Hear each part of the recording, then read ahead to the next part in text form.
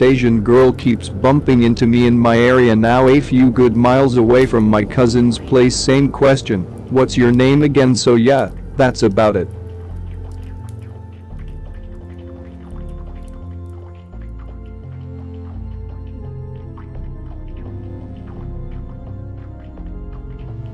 Be me. 11 years old. Visiting grandpa in Belarus near the border. He used to seclude himself from time to time in a shack, which was in a very wooded area. Anyways, parents leave me and gramps alone for the week. We do fun stuff like fishing and mushroom picking. 3 days go by. Suddenly while we're out in the forest we find strange marks on a tree. They look as if someone burnt them into the trees. Gramps starts panicking and we hurry home. I ask him what's wrong. He tells me, "That is marked for bears." I'm a dumb kid so I believed him. As time goes by he starts to become more tense. Normally he likes to joke around a lot and complain about the government. Now he's dead silent and is staring out the window. When evening comes a faint glow is visible in the forest. Grandpa starts flipping his shit and quickly calls my parents. Asks them if they're coming back anytime soon. They say no. He sighs in relief, but gives me a worried look. They chat for a bit. But the calls cut short when we hear the sound of collapsing trees. Gramps says goodbye and hangs up. Now I'm starting to feel like something's wrong. I ask Gramps what's wrong. "Oh, nothing, Anon. It's just probably the bear breaking branches." The sounds continue through the evening. One bump after another the sound gets closer. Gramps goes up the attic. He brings with him a fire extinguisher. "Why do you need that?" I ask. Now he stops bullshitting and tells me, "There is something very dangerous here and I need you to stay inside at all costs." I say okay and we keep watching the outside. Nothing happens for a few hours and I fall asleep. I'm woken up by the smell of smoke. I get up and look at Grandpa. He's sweating bullets. I look outside the window and there it is. A figure completely enveloped by fire. It had deer horns. The face was completely obscured by a veil of smoke and yellow eyes poked through it. Gramps notified me to not even dare walk a centimeter out of the house. It walked around the premise. Every now and then it would touch a tree. Surprisingly the trees it touched wouldn't be set on fire. In fact, nothing would, not the trees, not the grass, it didn't even leave a trace on the ground. It then stood next to one of the trees and touched it with both hands. In a matter of seconds the tree was set ablaze and crumbled. The sound it made sounded like the splintering sound a tree makes while falling combined with a loud pop. After inspecting some of the trees, the flame, as I will now call it, started to get closer to the house. Gramps turned off all of the lights and told me to stay as quiet as possible. As it got closer I could make out more of the details. The strangest thing about the flame was that it had both male and female genitalia. I reacted with an uck and Gramps instantly shushed me. The flame started burning some of the flowers in Gramps' garden. After a while it turned around and left. The night went by and nothing really happened apart from the tree sounds. Most of the week Gramps and me stayed inside. But when I got outside I instantly went to check on the trees. Just like I thought, all of the trees had the symbol from before scorched into them. At points the flame would pass by the property. Every time it happened Gramps would hug the fire extinguisher like it was the most important thing in his life. 3 days later, the flame's escapade seemed to end. After that my grandpa told me to never speak about this event. But at a New Year's party, a year after Grandpa's death, I told my family about the flame. They shrugged it off as me and Gramps being high on some shroom. Okay, so this one is gonna tell about why Gramps was so freaked out. Be him. 1992. He's originally from Belarus and had a bunch of property there, but stupid Soviet shenanigans kept him in Lithuania. He gets some of his property back and moves there. Forgot to mention that Grandma broke up with him back in '86, caused Soviet shenanigans. So one day he decides to go hunting. He's walking around looking for tracks and the usual. And he spots the symbol. At first he thinks this is some ranger symbol. This is back in the '90s, so Gramps doesn't give two shits about a license, but he'd rather not fuck with rangers. He's pissed and is hiking back home. He's halfway into the trip and spots the symbol. Now Gramps might be old, but he's definitely not senile.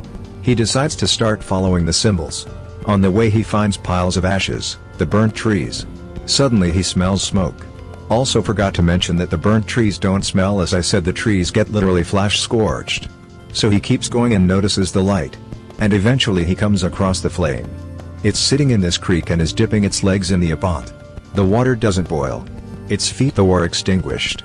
Gramps gets it together and calls out, "Do you need help?" The flame looks at him. He described a bright flash coming from the flame's forehead which blinded him. He still has damage from the flash. Gramps goes home, but keeps an eye out for anything weird. Gramps thinks that he might be losing it and thinks about how much his meds are going to cost. Gramps is back home and enjoys some good old borscht on his hammock. Then he smells smoke. The flame comes out of the forest and start burning random trees. Gramps shits himself and runs back inside. He's watching the flame and notices that she doesn't set anything on fire. Gramps has this thing where if you tell him something he'll always doubt you. Naturally he thought that the flame is just some dude in a costume. I asked him how he could have thought of that. He told me that back then folk thought that the Americans literally had the technology to create shit like holograms. So he takes a long stick, walks up to the flame, and pokes it. The stick is instantly engulfed in flames. The flame turns around. It's fucking pissed. It shoots fire at Gramps. Luckily Gramps had a pond in his property. He jumps in it and puts himself out. The flame jumps in after him. It grabs him by the leg. He has military-grade boots on. The flame's grip starts melting the boot. Gramps manages to slip out. He gets out of the pond, books it home and locks himself in the basement. The flame tries to chase after, but it's not a good swimmer and water seems to slow it down. The flame eventually fucks off. Gramps comes out of basement. The pond is completely evaporated and his lawn is charred. Gramps is scared shitless. Calls the cops. Cops call him a retard. Calls my mom. Mom can't do anything. Calls my uncle. Uncle is very close to Gramps, tells him he'll be there in 2 hours. Uncle comes and asks Gramps what's wrong. Gramps explains. Uncle believes him and gets this. He goes exploring. No symbols, no charred trees, no signs of the flame. Gramps is relieved. He sets himself back up. He thought it was a hallucination. Has lived there ever since. It's 1999. So he's living life. Being Gramps. And then boom. It hits him like a brick. Smell smoke. Nopes and goes to basement. The flame goes away. No property damage aside from a few burned flowers. He's asleep, but woken up by smoke. The smoke stench is really bad, like sulfur mixed with alcohol. He thinks about bolting it to the basement, but notices that the flame isn't doing anything. The flame goes away. He goes to sleep. He's cooking himself some lunch. Smell comes back and so does the flame. He stares at the flame and notices the genitalia. Mutters what the fuck to himself. The flame notices him and uses the same forehead flash as before. Gramps realizes that the flame in a sense is completely harmless. So every time Gramps smells smoke he goes inside and watches. It becomes routine. One night the flame met with a wolf. The wolf was visibly scared, but didn't move. The flame put her hands on the wolf and he lit up like a Christmas tree. After that the wolf seemed to become more energetic and ran off into the forest. Another time he saw the flame investigating a tomato. Gramps had started a little farm and planted tomatoes. The flame was completely bewildered by them. Later the same happened with a plum tree he planted. Gramps wanted to see how it'd react to bananas, so he left one outside. The flame inspected it for a second and charred it. It actually does that with all fruits and vegetables, but only if they've been picked. Gramps says the flame is completely harmless if unprovoked. Gramps says that he respects the flame and says it's not the only one like it. He says it's part of some cycle and we as humans don't have the right to disturb nature, so that's why it acts negatively towards us. He goes on long rants about religion and spiritualism, but they mostly go nowhere, and after he starts going in circles. Okay, one more post. I don't know if you guys care or if I should stop. This one won't be about the flame, but it's a story I want to tell cause it's the first time Gramps encountered the paranormal. B 1950s. Stalin era. Gramps is super old and doesn't have documents, so no one knows his real age. But he was 10 to 14 years old when he was sent to a labor camp. Secret police arrest his parents. Gramps actually doesn't remember his parents nor why they got arrested. They get on the train. He compares the conditions on the train to a ship for slaves from the 16th century. Everyone close together. Lightly clothed especially for the Russian tundra. Had to piss through a tiny hole in the wall. They get to Gulag. It's even worse. Even though he's so young he's forced to work. 2 months go by. Gramps' dad dies and his mom disappears, probably dead too. Gramps got beat up by guards 2 weeks ago. His wounds aren't healing, he's on the brink of death. Train stops by and lets out more slaves. This dude from Uzbekistan called Yeshnab is locked up in the Gulag. He's way older than Gramps, but they somehow get along.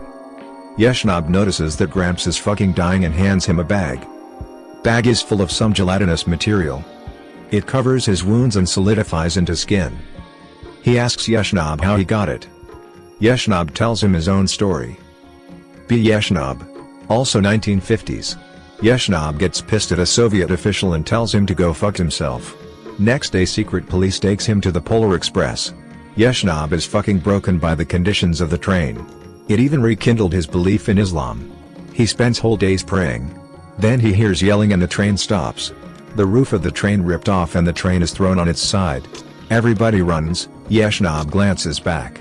He sees a blue humanoid with rings surrounding him. Yeshnob calls it, I shit you not, Lord of the Rings. His moment of joy is cut short though.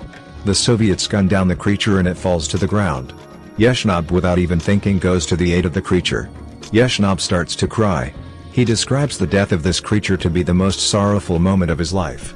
Before it dies, it gives him 3 bags full of gel. He is forced to go back to train and most of escapees quickly get caught. The rest of the train ride was horrible, but better now that Yeshnob had the gel. Then he makes it to the Gulag.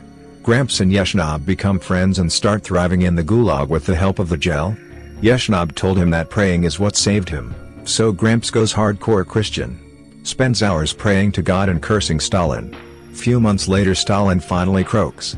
De-Stalinization begins. Both Yeshnob and Gramps get saved and taken to Belarus. Yeshnob died in '65 from cancer. First time I saw Gramps cry was when he told me that. Later he got moved to Lithuania due to some military bullshit. He told me that he honestly believes that Stalin could have lived another 20 years. He thinks that it was divine intervention that killed him. And Yeshnob's story is also the reason why Gramps doesn't want anyone to know about the flame. He thinks that if anyone found out, it'd be gunned in a matter of days. Okay, so this is the second encounter Gramps had with the flame. There were 5 in total that he told me about. And one that I'll talk about later. B. Gramps. 2001. He goes hunting. Slavic man is hungry so he must eat. He hunts himself a pretty big deer. The deer genuinely is abnormally large and healthy. He then starts looking at the trees. For fuck's sake. It's of course the flame symbol. Not wanting to encounter the flame while it's out and about, he hurries it back home. He's around 9 km away from his home when he smells smoke. He doesn't want to have to leave his catch behind, so he looks around for where the flame might be. He searches the whole area, but cannot discern where it might be. So he decides to just wing it and go. Then he hears a chirp. And then more chirps. And then a whole chorus of chirps. Looking up he sees the flame sitting atop a tree, surrounded by hundreds of birds. The flame notices Gramps and starts chasing him. Gramps is one strong dude, he literally thrived in a gulag, so he tries to run away with the deer. While running he trips and thinks to himself, fuck the deer. He pulls out a hunting knife and gets ready for the worst. The flame walks up to the dead deer and incinerates it. Another tangent. When I say the flame charred something, I mean more as in disintegration or instant incineration. The flame then looks at Gramps, does the forehead flash and disappears. Gramps thinks God told the flame not to kill him. He's still super Catholic and prays to Jesus every day. Third encounter. B. Gramps. 2005. Yada yada. Gramps is at home gutting a carp. Hears tree noises. Gramps gets an idea. What if I put the Bible in the field? So the flame go by and its interest is finally piqued. So the flame picks up the book. Fiddles with it for a bit. And then throws it away and walks off. Gramps was kind of pissed, but calmed down once he thought about it for a bit. The flame probably can't read. Later Gramps went to a well to get some water. Gramps found the flame sitting on an old stone slab. It was surrounded by all kinds of critters. Gramps watched as she made some of the animals glow from time